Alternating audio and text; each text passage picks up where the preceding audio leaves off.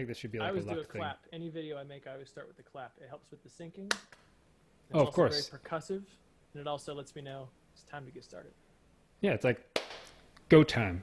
Yeah, I guess yeah, it works the same way as like the beginning of a movie with like the with a yeah, that's little exactly thingy. what that thing is for too. You have a nice little audio waveform, that little Hmm. pointy thing. So when you're editing, it can line things up. There's even automatic plugins that do it for you. And Oh, yeah, really? looks like it's They did it working. automatically? Oh I gotta yeah, get there's that. like, yeah, they're not. There's a couple that we used specifically to line up some of the stuff because we had obviously thousands of tracks. But yeah, it's like a $15 plugin. I can get our VFX guy to send you the name of it if you'd like it. Oh, oh yeah, because like I've edited a few videos in my time for Marching Health, and like I spend an embarrassing amount of time just getting a thing to line up just right. And I feel like Yeah, this is such a simple task. This should take me no time at all, and yet I'll spend like 20 minutes just like adjusting a frame this way, a frame that way. yeah. Spend the $15 for one time ever and just taken care of for sure. Premiere has a plugin. Final Cut has a plugin, whichever you prefer, whatever you edit in. Yeah, and that's a free tip for everybody out there watching. That's free of charge. All right, just as an incentive to listen to this. Waveforms, clapping, all that stuff. Yeah, always Pro always start tips. your videos with the clap. That's the key. Absolutely, that's from Jake Lyons. He knows his stuff. Well, hey everybody, everybody tuning in on live and everybody listening hereafter in podcast form. Welcome to the Marching Health audio experience. I'm your friendly neighborhood athletic trainer, Derek Hessing, and I'm here with the founder, creator, overall head honcho of Virtual Arts Incorporated, Jake Lyons. How you doing, Jake? I'm doing awesome. It's been a long week, but I'm happy to be here. My wife is actually out of town this week, and she's in grad school, and she's doing a week-long course in Atlanta. So this was perfect timing. Glad for the hang. Appreciate the company tonight for sure. All right, yeah. And it's been really cool to see all the stuff that's been happening in the marching arts world around the virtual arts and everything else that's going on. So this is a very exciting time to be here. We're glad that you could take some time out of your doubtlessly busy schedule to come talk to us here tonight. And thank Yeah, you everybody who's watching. yeah. Feelings very mutual. Love and respect what Marching Health does. Big fans of you guys. Really, really happy to be on for sure. Well, thank you so much. Such kind words. So I imagine most of the people who are watching slash listening have probably at least heard of Virtual Arts Incorporated or at least the virtual drum corps and all that good stuff. For those who haven't, why don't you give us just a quick intro of who you are, what you've been doing. Excuse me. What I've been Ooh, doing. what you've been doing and what you're doing now. Talk about that while I get a glass of water. All right, sounds good. My name is Jake. Thank you, everybody who's tuning in to Marching Health. Definitely respect these guys a lot. I started my marching career with the Bluecoats about 10 years ago almost. It's been a while. I taught at Spirit of Atlanta. I taught at the Colts for a little while as well. And with the lack of in-person drum corps this year, I had an idea with some friends to start a virtual drum corps. There's actually quite a few different organizations that did versions of this summer. Super cool to see all the groups that kind of came together and put this together. What kind of set us apart a little bit compared to a lot of the others who did it is we tried to bring in professionals at every level and get it as close staff-wise to an actual drum corps as we can. We're not looking to replace drum corps, obviously. There's no way you can emulate the experience of being on a bus with your best friends for 3 months. It's just not going to happen, which is fine. But we could do something while we had to stay home and be safe. So we put together a design team, an actual DCI design team to write a custom show just for us, copyright-free music so that people could play it and share it. Actually, tonight, the Super HD version of the audio is being released for free. It's on the VizAudio SoundCloud account. So if you want to get the high-quality version, it's a kind of a remastered, higher quality than YouTube audio mix, just a downloadable file. Do with it whatever you want. It's free. It's over on SoundCloud. Please feel free to check that out. But we got a design team to put that music together, and then we kind of organized a few thousand people ended up being to come together and learn the music and learn the choreography. We had guard drum majors as well. And then we hired VFX artists and professional audio engineers to cut together the video and make it a little less Brady Bunch, a little less Zoom call, and a little more advanced professional people with industry experience to do it. and then had the audio mastered in a studio in Atlanta, kind of combined those together, and then released it on what would have been DCI finals night. So I think it was August 8th, August 12th. So it's all been such a blur in the last couple of weeks. We grew fast enough, for the Virtual Drum and Bugle Corps did, that we had to incorporate as a nonprofit. So we are now Virtual Arts Inc. Virtual Drum and Bugle Corps belongs to Virtual Arts Inc. And the rest of us who kind of administrate that moved on, and now we're doing virtual marching band as well.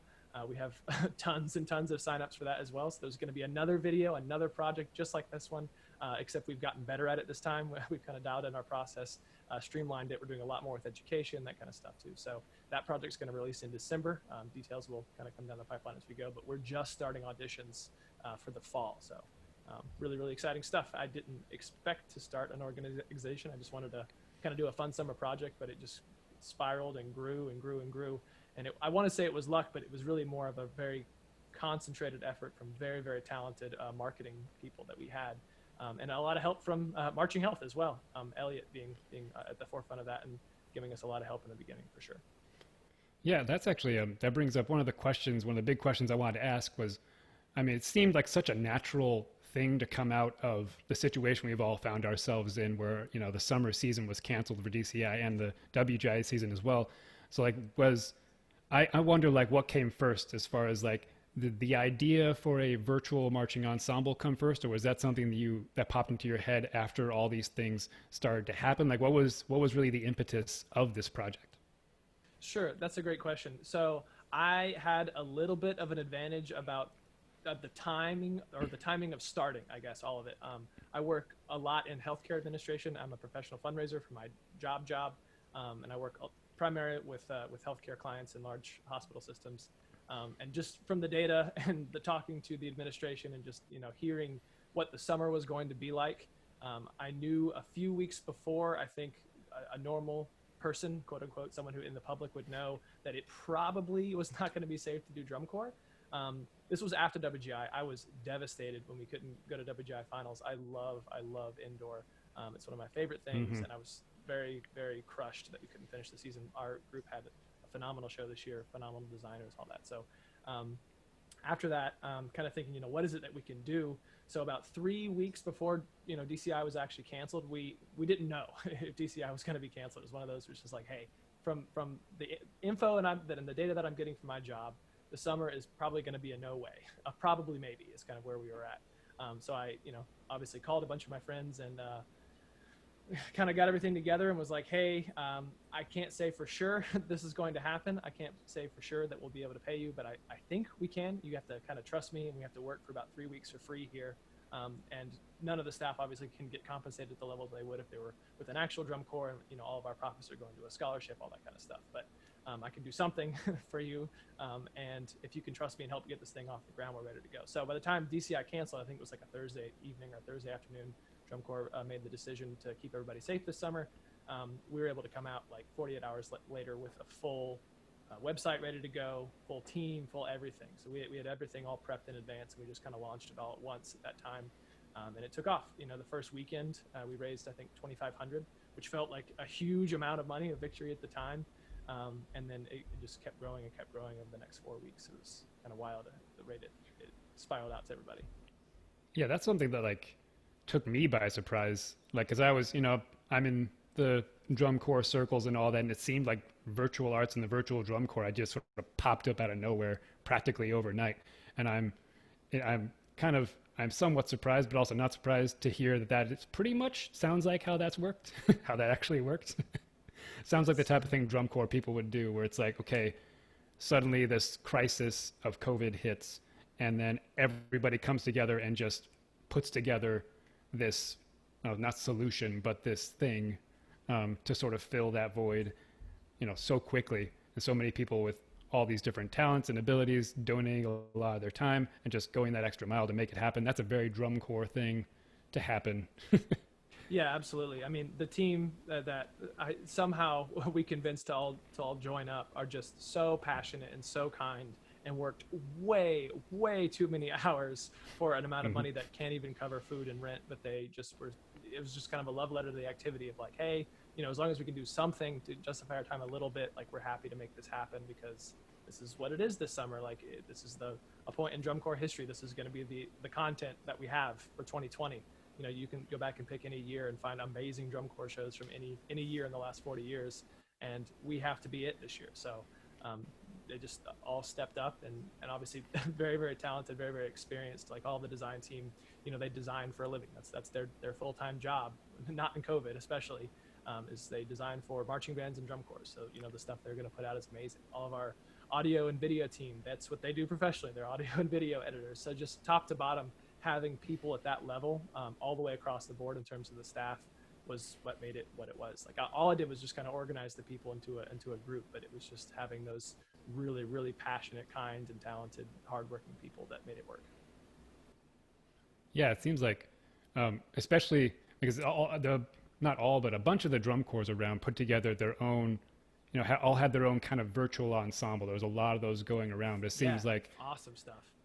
Yeah, it's really cool stuff. I mean, I was at the Blue Coats and I saw a lot of their stuff they put out. It was really, really cool. It seemed like the virtual arts, you guys were trying to go like another extra step beyond that and really pushing the envelope as far as what a virtual ensemble could be. So I'm kind of curious, like just going behind the scenes of what all went into producing that level of show. Because if any of you are watching and haven't seen it, you definitely should. By the way, it's on YouTube. Look up Virtual Drum Corps on YouTube. You'll find it. It's amazing, the things that you've done. So could you just sort of walk me through very basically what kind of went into making that whole production? Sure. So once the design team finished their stuff, we sent it out in PDF form. We also had used a plugin called Sound Slice, which is kind of like Smart Music. It's like the sing-along where you get video of a teacher at the top and then scrolling music. You can slow things down. You can loop things. Really powerful education tool. Not sponsored. We just love them. Sound Slice. Please go check them out. And use that as one of our learning tools. And along with just videos for the guard especially, we had the ability to like mirror the video so they could watch it the correct way, and they could also watch the mirrored version, which is actually easier to learn. I learned this over the summer. They're like, "Can you have the mirrored version?" I was like, yes, you can. We can make that happen. So working through to get all of those learned was one challenge. You got to get a couple thousand people to learn music, learn choreography. So our design team obviously was also our music team, and they worked extremely hard after they finished writing the show to make sure that everyone learned the music. And then we had some really specific guidelines for the upload instructions. Like if you're a trumpet, like you have to frame yourself in this part of the window, and the trumpet has to be here, and it has to land here so that it looks more uniform. Everyone had a mostly generic background. Not always the case. Some people's quarantine situation didn't allow for a completely blank wall or something, but did the best we could. Everyone wore a black shirt, except for our, obviously, head drum major had the custom uniform by Stanberry, which was super cool. And they were able to upload using this custom uploader that we built kind of quickly. We have since built a new custom uploader because everyone uploaded their videos at 11:55 at the night of the deadline, and it crashed our server. It was like terabytes and terabytes of video files all going at once. The computer was just like, nope, cannot. So we're now with Amazon Web Services, which has the capacity to take as many videos as we want. But so that was one of the issues that we had, but we solved it. And then the video and audio team kind of split those two into different things. So the audio was edited completely independent from the video. They were split into two different files. And the video team spent forever just painstakingly lining up thousands and thousands and thousands of videos on a timeline, exporting them, and then rendering out those VFX environments to do it as well. And then the audio team, same kind of thing. Like say you have 50 snare drummers and they're all playing something perfectly, it still will not line up. This is why people don't march 50 snare drummers, because it's too hard to clean even with the best.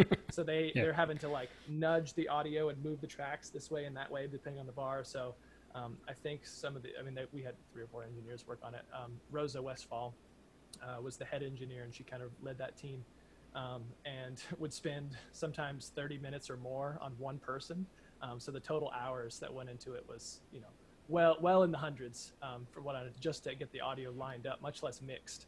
Then they kind of worked with the design team to make it sound like it was in Lucas Oil. Like that was kind of the big thing. It's like a lot of times when people do these kind of picture-in-picture web performances, they just kind of line up the videos and they hit render and then they put it on the internet.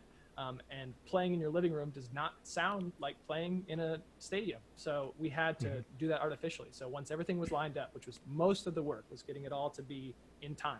It's one of the biggest challenges that we had, was to go through then at that point and add just the right amount of reverb and just the right amount of warmth and bottom end and mix the electronics in perfectly and make sure that when the snares are playing and being featured, they're higher in the mix, and then they're pan over here, and then the trumpets go in the mix, and then they're higher in the mix. So there was all this dialing in after the fact.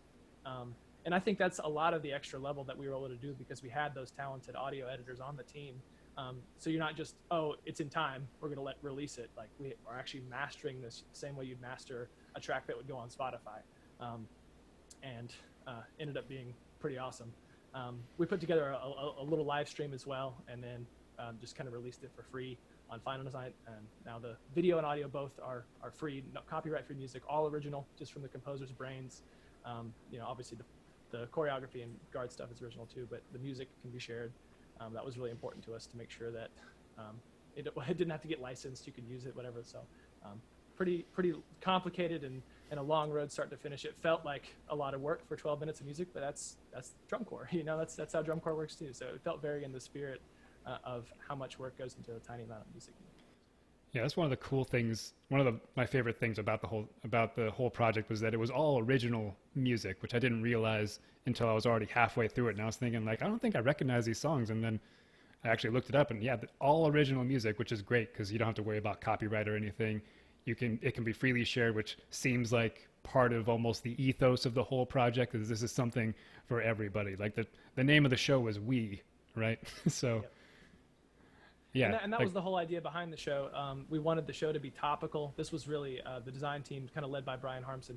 His ideas. We want the show to be about life right now. So it's about coming together while we're apart. To put it simply. But the tagline, "We were, we are, we will be," referring to the band community, the drum corps community, saying this is not going to break us down. It's not going to stop us. We're going to come together all the same. And when it's safe to get back together in person, we're going to be right back where we started. So.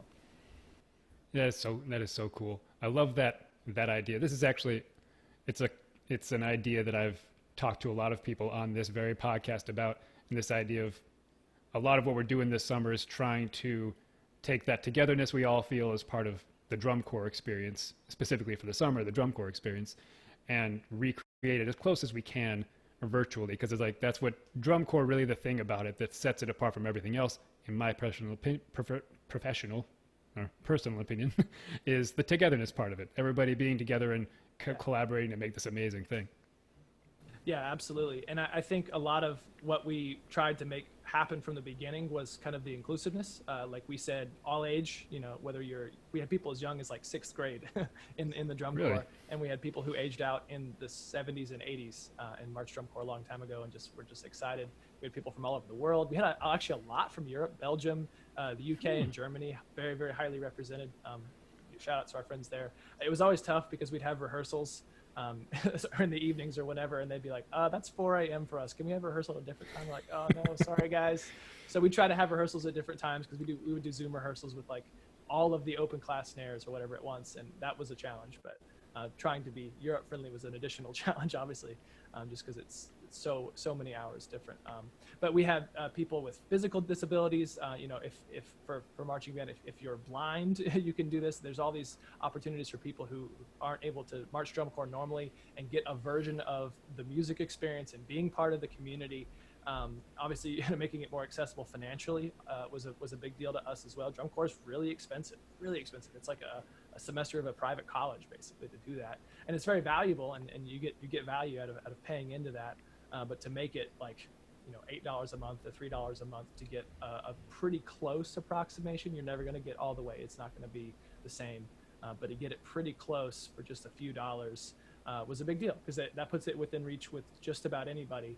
And if you want to learn drum corps music, learn from some of the best drum corps instructors in the world and play music from the best designers and the best choreographers in the world, you could do that without needing $3,500 and have to fly into a camp and all this stuff. So that was one thing that we could offer that I think live drum corps even still can't offer, because it costs money to be down the road. It costs money to have a fleet of vehicles tour the country. Yeah. And you mentioned rehearsals a little bit, and my ears peaked because I have a lot of band director friends, and I'm sure there are some band directors watching / listening right now, and we can all attest to the fact that rehearsing remotely is very hard. So, what did those rehearsals kind of look like? Like, how did that work? And what were you what were the instructors trying to teach? I guess through those. So rehearsals? it was very much out of the creativity of some of our music team, Ben Piles, Mike Miller, all the people who were able to go through and do these rehearsals. We had Nick Ferris, who's a marimba for the Blue Coats, Music City Mystique, basically run marimba sectionals, which was so cool. I played the marimba part, so I was able to join in those sectionals as well. I'll just say for example, he had 2 cameras, one kind of an overhead cam that looked down at the keyboard, and then one kind of a side cam so we could interact. And then everybody is muted except for Nick. And Nick would kind of talk through the part. We'd discuss stickings for a minute. Okay, here's how we're going to play this part. Okay, this is going to be a little louder. This is a decrescendo. All right. Are you guys want to try it? Sweet. Nick puts on the Met, and then he just plays. And we're all playing along with what we hear, which is Nick. But he doesn't need to hear us because it doesn't matter. So there's 40, 45 marimbas rehearsing the same little section together from all over the world simultaneously. And then he'll, unmute. We're all unmute. All right, how was that? Everybody good? Need one more rep? Okay, let's do a couple more. Sweet. Everybody mutes again. He hits the Met again, and we play. And we had those kind of things for all the sections. A lot of them were staff run. A lot of them were student run as well. And we just kind of hold them once a week, maybe twice a week, sometimes once every 2 weeks. It was kind of sporadic because whenever everyone could kind of do it. We scheduled them at different times of day. Also did weeknights or weekends, depending on people's work schedules, to try to get as many people included as possible. They were optional, and that's the case for the fall as well. People say, oh, what's the time commitment to do the next project, the virtual marching band for the fall? It's however much or however little you want. If you want to participate in the rehearsals and kind of be part of the community and do that, you can. If you just want to learn the music from the sheet music and send a video, you can do that too. So it was definitely a challenge, and it helped that we had this all-star staff who have been teaching drum corps for forever. And it's just like, yeah, we do Zoom lessons every day. It's not that different. It's just a lot more people. Everyone stays muted, and it's no different than doing a one-on-one Zoom lesson. So pretty neat. I think past 50 would be tricky. After you have more than 50 people on Zoom, I don't know if you can do that, but we never had that many in the room at once, so not too bad. It gets pretty tricky pretty quick from what I've seen. Like I said, I have a lot of friends who are band directors, and I've heard horror stories, but it seems I imagine all those instructors that you had are probably old pros at it by now, because I imagine they all teach, whether privately or in a school themselves. I bet they all have done their fair share of remote rehearsals by now. Yeah, like Ben particularly. Ben did like an A-class bass rehearsal, an open class bass rehearsal, a world class bass rehearsal, an A-class tenor rehearsal. So he had like 9 rehearsals with the same music, and he would just run them all weekend. He would just do it. He'd say, hey, this weekend I'm going to run rehearsals from letter A to letter C. You guys log in at these different times. And they did. People would come on and they'd learn their music and they'd figure out the splits and heights and stuff. And that was one of the things. We had 3 different versions of the show. We had an A, an open, and a world-class version, so that medalist level DCI players could be challenged, but also very beginner players and everyone in between could participate and still play the music, do the choreography and everything. So having to run all those different versions of the show at once was a challenge, but they just stepped up and made it work and got creative. It was super cool to see. Oh, that's a really interesting concept. I hadn't even thought of that. Like, in order to be inclusive of people of all different, skill levels. So you actually had 3 different levels. You had A, open, and world. Yeah. That's pretty. So like different arrangements of the music and all of that. So and it wasn't just like, oh, the A class plays the shell of the world class part. It's there, especially for the fall too. There's going to be some specific spots that feature just the A class trumpets, or just the A class trombones, or just the A class rifle, or whatever it may be, whatever section it may be. So that everyone has a version of the whole show that they can actually participate in and realistically learn in like 6 to 8 weeks, because that's the amount of time we have. You have to allow at least like 6 weeks for the audio team to edit. It's thousands of hours of editing. So to build that time in, even with a team of like 5, you have to give them a couple months or almost to do it. So from the time that they get the music to the time they have to submit their finals video, it's like at most 2 months, which is short for marching band. I mean, it's like, you learn stuff in band camp. It's pretty quick, but it's a lot like that to get start to finish. And having those different levels made it possible for the people who are really, really good and very, very experienced to actually learn something challenging that felt like a world-class book that could win DCI finals. And then you have people who are just starting out and learning fundamentals, and that has the perfect amount of skill sets for them as well. So, yeah, that's really cool. Like those are some interesting innovations that I feel like, I mean, this whole COVID situation has sort of forced a lot of music educators to adapt in a lot of ways. And that's like, that is one such adaptation I never would have thought of myself. And speaking of adaptations, smooth segue, I wanted to talk a little bit about just the design of the show. 'Cause again, if anybody has not seen it, you owe it to yourself. Go to YouTube, Virtual Drum Corps, check it out. It's all for free. You can watch it there. It's free. It is. It's completely free. When I was talking before, you talked about like the Brady Bunch style video, which is most of the virtual ensembles you'll see from bands and drum corps, which makes sense. Most people are brand new at making these kinds of videos. But one of the cool things about what the Virtual Arts team did, having that team of producers and engineers and all that, is you were able to actually take advantage of the medium of like a video recording and like a remote ensemble and sort of explore what is actually possible with that medium as opposed to a live medium. So like, can you tell me a little bit about what the design team did to sort of take advantage of the video format?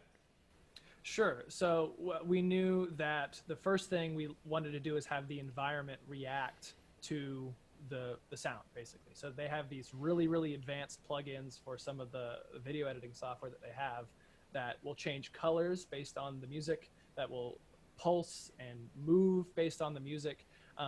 So we could go through and storyboard the show with a background that fits the music. So in the beginning, it's all very bright, open, happy music, kind of open fourths and fifths and chords, very standard 1-4-5-1 style chord progressions, if you know what that is. And the background's white with just some soft blues. So the environment really reflects the music. It doesn't move much. And then as you get into the more aggressive, stabby, octatonic style of the show, you have these like aggressive, jagged lines. The background is black. There's a lot of particle effects.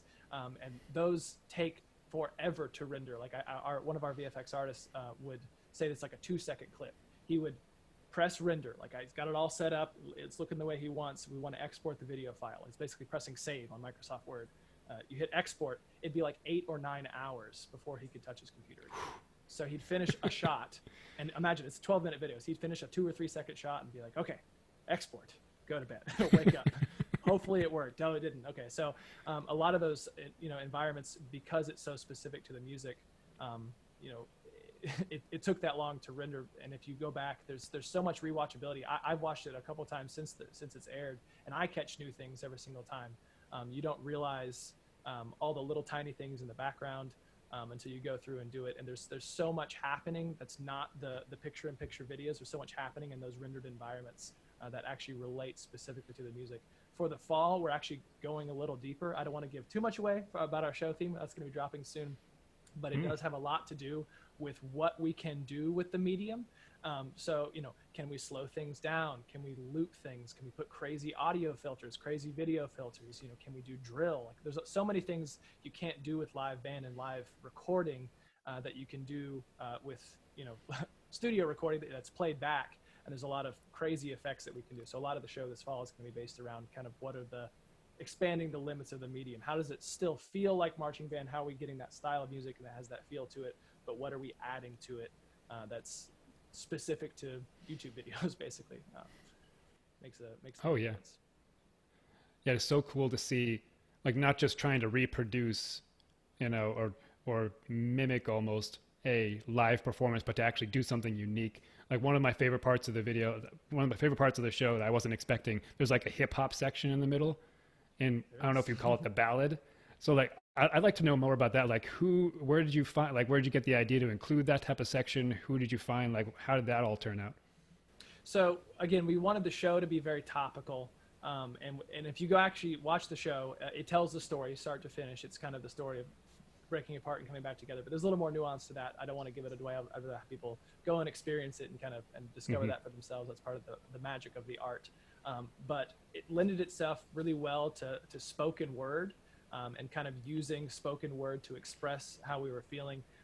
And we obviously had a connection to Joseph Noah, who's a hip hop artist, a rap artist at Elliott New, actually.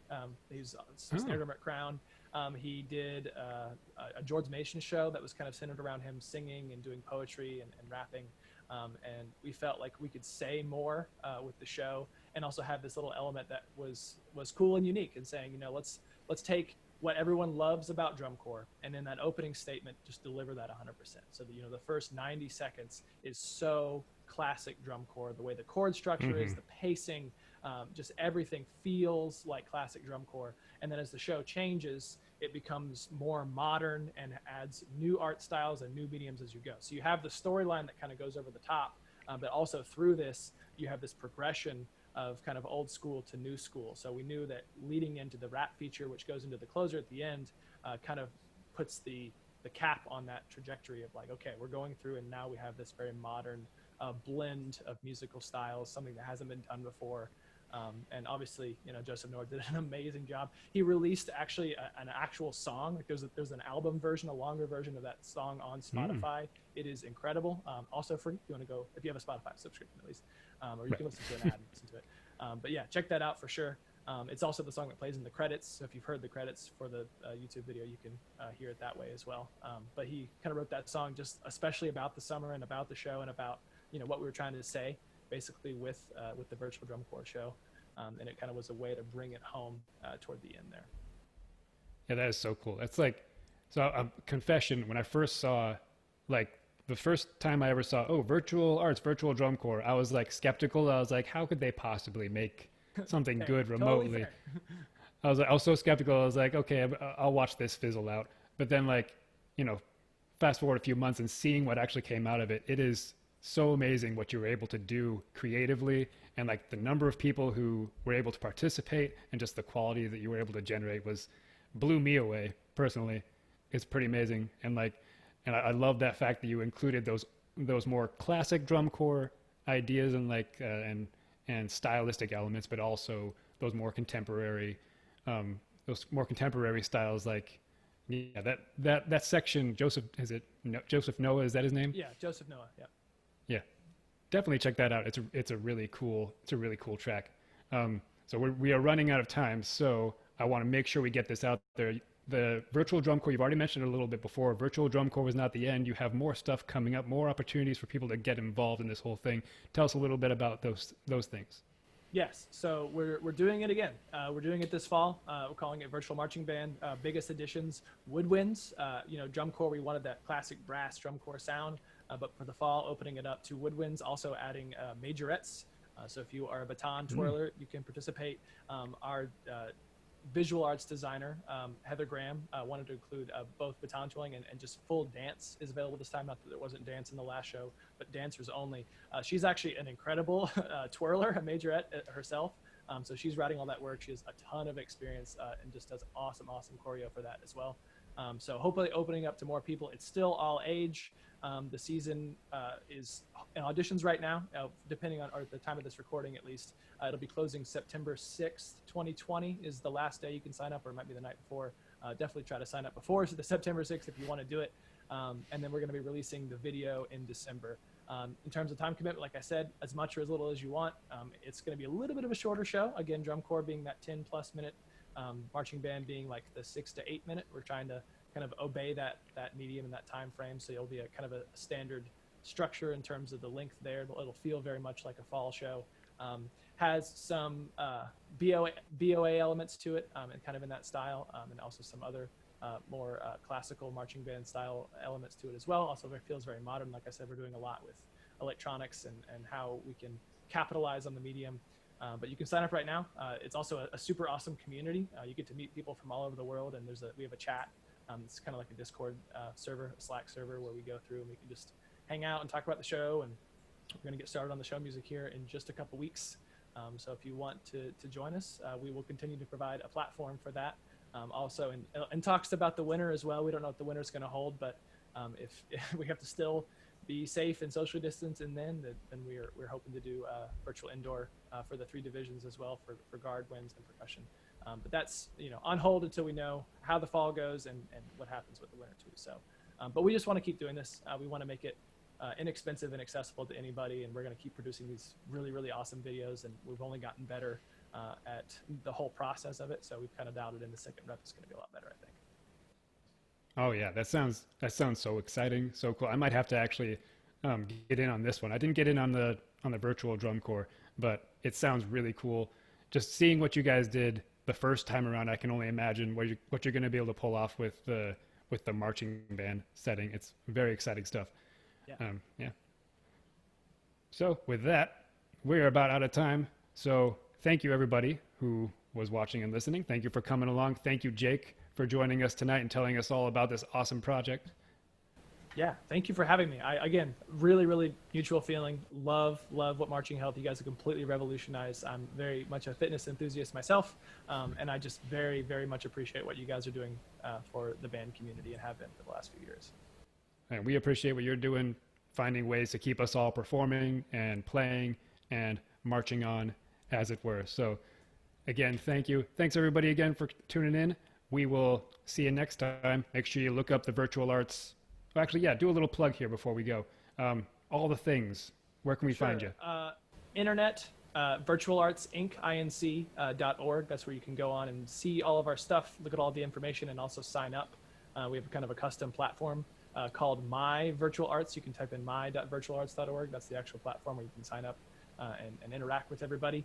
We're on all the socials at Virtual Arts Inc. Except for TikTok. We're not on TikTok. But everything else, you'll be able to find us there. Nice and easy to remember. Awesome. Thanks so much. All right. We'll see you later, everybody. Have a good evening and march on. Stay cool.